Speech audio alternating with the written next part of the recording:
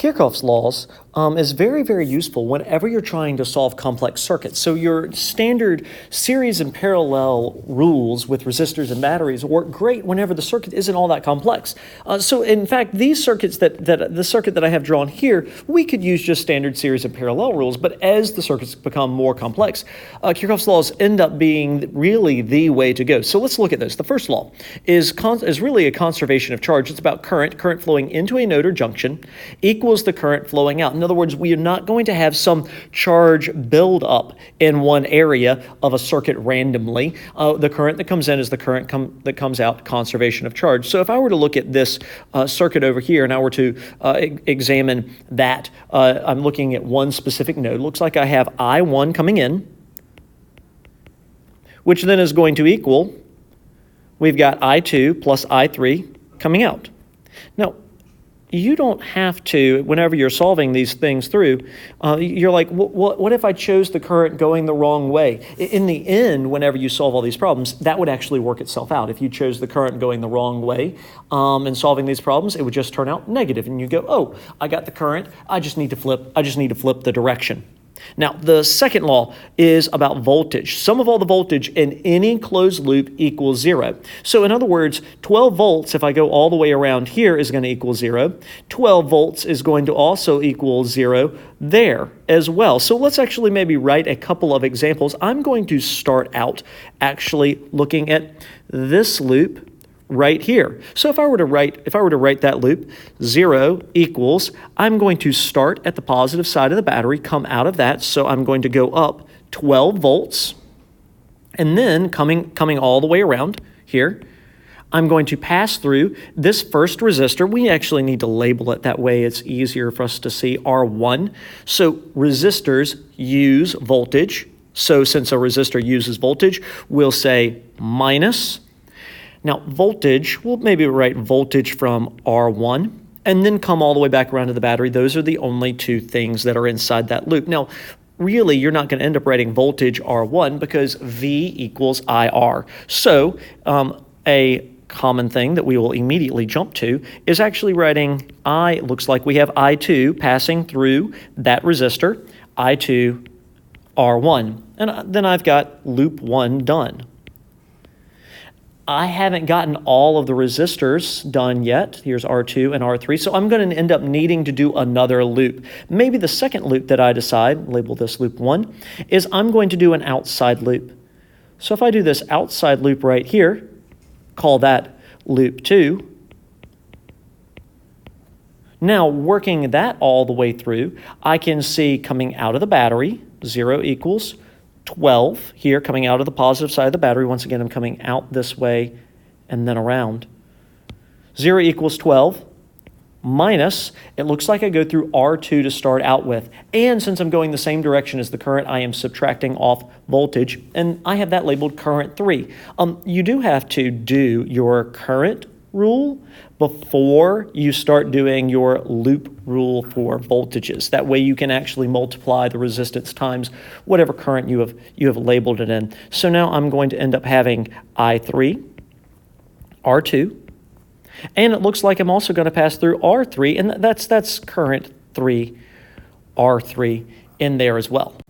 Now, the beautiful thing about Kirchhoff's laws is whenever you have solved them all, whenever you've actually written out your equations where you've got a current rule, or also known as a node rule, and then you have got loops that will take into account every resistor. By the way, you don't have to do a loop for every loop in the circuit. You just need to have all of the resistors in some equation.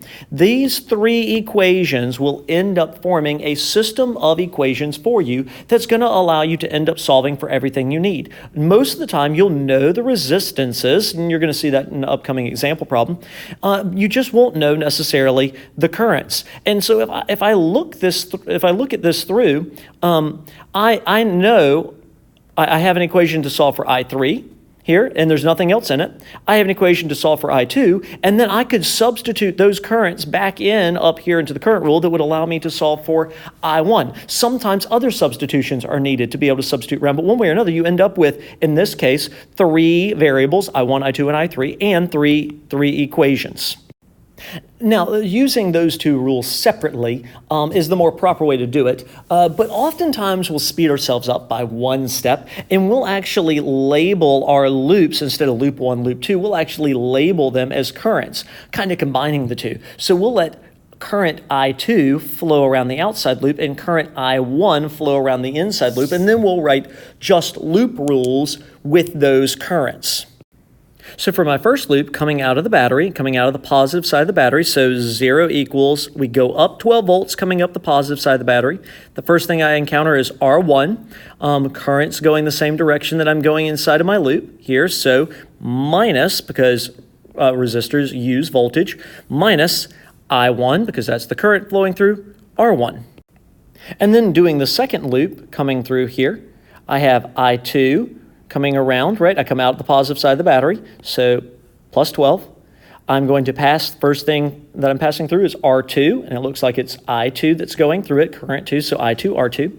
And then I pass through R3, I2 once again, so minus I2, R3, and then I'm back around to the battery. And then once again, I can solve this equation if I know the resistances for I2, and solve this equation over here for R1, and that's going to end up letting me, or excuse me, not for R1, I1, and that would then let me know everything about the circuit. Let's do a couple of example problems now. So let's start out with a very simple circuit here, where really you could use series and parallel rules to solve, right? You put these two together in parallel and then combine them in series. But let's say we want to know, we know the total voltage from a singular battery. We're going to neglect internal resistance. And then we know the actual resistors that are in there, but we want to know the current that flows through each of them, and if we know the current flows through each of them, the electrical potential difference that each of them uses up. So let's use Kirchhoff's laws for this. I'm going to choose my two loops. I'm going to take one loop, I1, and I'm going to run it around the center, I1. And then I'm going to take I2 and I'm going to run it around the outside, because that first loop did not get my R3. So I need to draw another loop to make sure that I'm getting that outside resistor there. Now I'm using kind of the combined rule where I'm labeling currents on my loops here. So I'm going to start out, we need to write an equation for both I1 and I2, or the loop that I1 is in and the loop that I2 is in. So starting out, I'm going to write my I1 loop. I'm going to start out at the battery. So plus 12, right? 0 equals, I go up 12, and now I'm going to go through this 5 ohm resistor. Now this 5 ohm resistor provides a little bit more interest here, because we are going in the same direction as the current, but we're definitely stepping down voltage, but I1 and I2 go through that 5 ohm resistor. So whenever I actually put in I times R, right, Ohm's law equals V equals IR, I'm actually going to need to say minus the I1 plus I2 times 5 ohms, because that's the resistance of R1. And then I can continue to go around my loop. Next up is R2, and the only current going through R2 is I1. Unlike this 5 ohm where I1 and I2, the currents were going through them, here only I1 is going through it. I2 doesn't touch that. So minus now I1 times 7. And that's going to get me all the way back around to my battery. Now to set up the second loop, we'll come out of the battery. Looks like we're going to pass through R1 coming out of the battery there, which has R1 is going to have I1 and I2 going through it. We're doing the second loop, we're doing the I2. Come around on the outside, go through R3, which only has I2 in it, and then that would get us back around. Now that I have these two equations set up, what you can notice is that it really becomes a system of equations here. In this equation, I have both I1s and I2. So I can't solve that one all by itself. But in this one over here, I also have I1 and I2. So with the system of equations, the thing to recognize is however many unique variables you have, in this case, I have 2 unique variables, I am going to need that same number of equations. So I have 2 unique variables, thus I need 2 unique equations. That's going to let me solve them kind of together. So let's simplify both of them, and then we'll solve for a variable in one and substitute into the other. Now, in simplifying this first one, I need to be careful. There's a reason why I put parentheses around these two currents, because both currents were flowing through the 5 ohm resistor. And so those two currents are together being added together. Looks like I have a negative sign I'm going to need to distribute and a 5 that I'm going to need to distribute to those. So that gives me this line. I switched the spots of I times R to make it more now just algebraic. I'm going to combine like terms.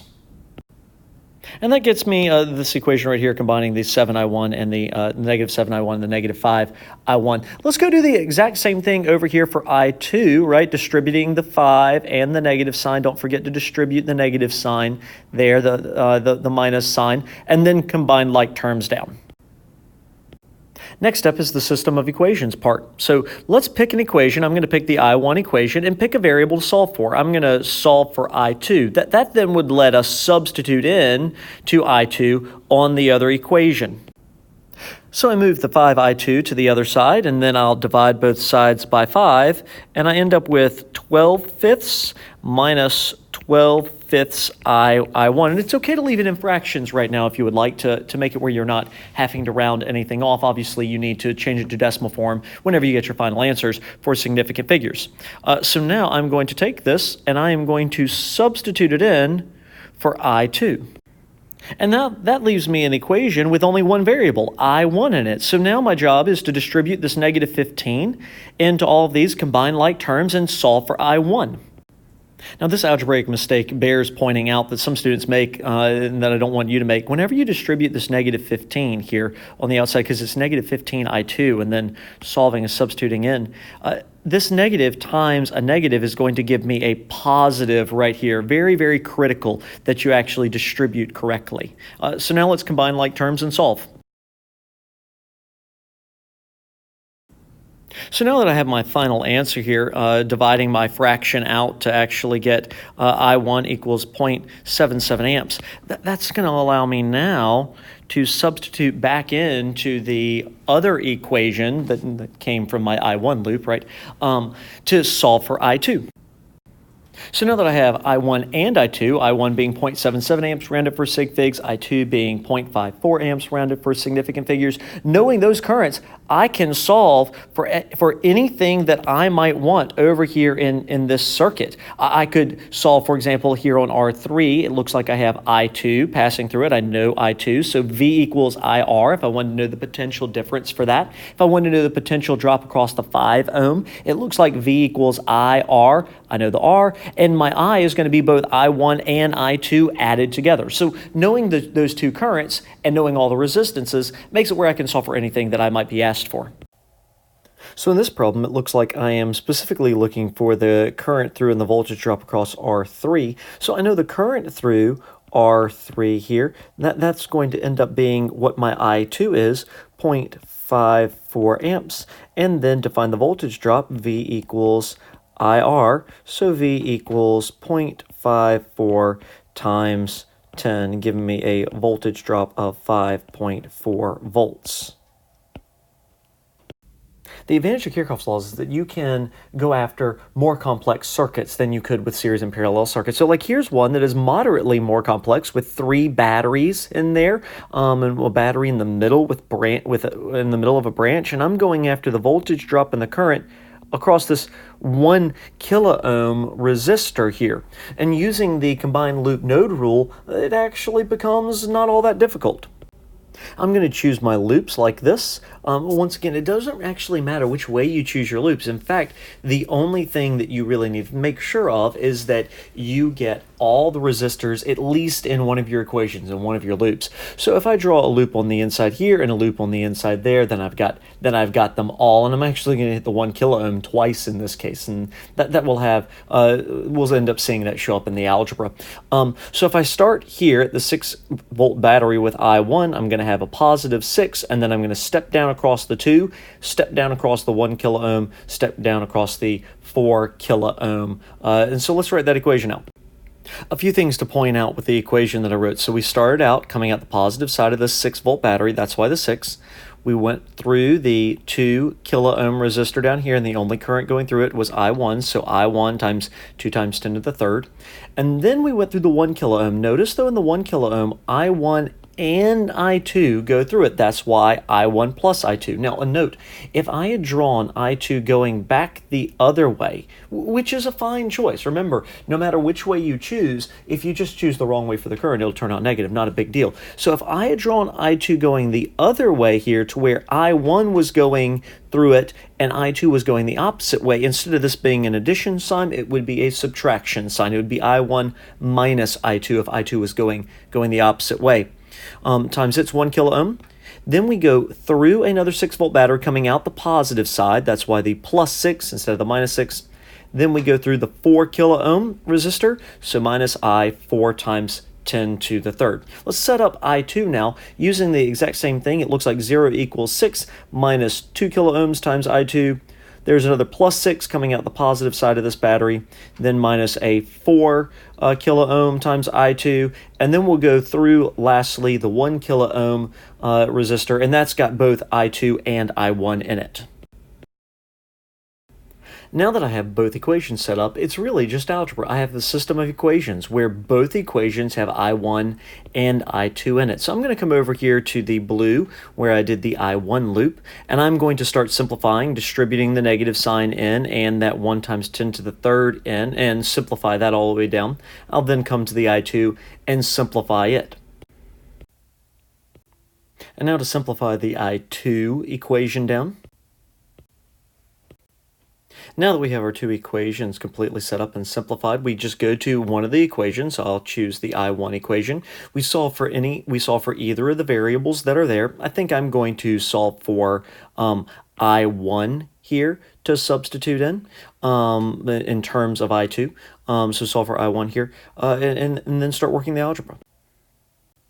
Now that's going to let me substitute in all the way over here for I1. Important whenever you do your substitutions to use parentheses around where you're trying to do your substitution. This is a prime example of why, because whenever I actually go to distribute here, there's a negative 1 times 10 to the third. That's going to distribute to both of them, which makes that negative 1/7 I2 become positive. Now you'll notice here I'm actually keeping it in fraction format, even with this odd, normally not allowed notation of 1/7 times 10 to the third, just simply because now I'm not having to round it all until I get to the very, very end. In many physics classes, you'll actually see that we don't round, we don't even put in our numbers. We'll actually solve it in terms of R1 and R2 until we finally get to the very end and then plug them all in. But this is another way where you can leave it in fraction. If that makes you uncomfortable, feel free to go ahead and plug things into the calculator and get it in decimal form. But I can already see I'm going to end up combining this 1/7 times 10 to the third I2 and this 7 times 10 to the third I2, needing common denominators, obviously, if I'm going to do this in fractions. And then also 12 over 7 and this 12.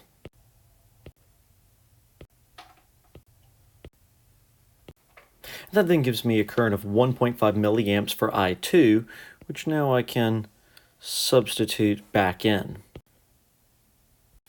And that gives me a current for I1 also of 1.5 milliamps, which should make a lot of sense whenever you actually look at this circuit. It's pretty uniform and how it works with both sides having a 4 and a 2 kilo ohm resistor. I mean, even whenever you start looking at the equations there, that they end up being very uniform. So both I1 and I2 in this case, 1.5 milliamps, and I'm looking for the current going through and the voltage drop across the 1 kilo ohm resistor. So in this case, I would say I going through the 1 kilo ohm resistor is going to end up being 3.0 milliamps because both I1 and I2 are flowing through it. And to find the voltage drop, I would just simply use V equals IR. And you turn out with a voltage of 3 volts there. With Kirchhoff's laws, do not be intimidated by the algebra. You have the algebra skills. Really, the only part that you have to think about is the initial setup. After you have the two equations initially set up, then it's just algebra. Relax, take your time. You're going to get through it just fine. And it's really a powerful tool that you can use to solve pretty much any circuit.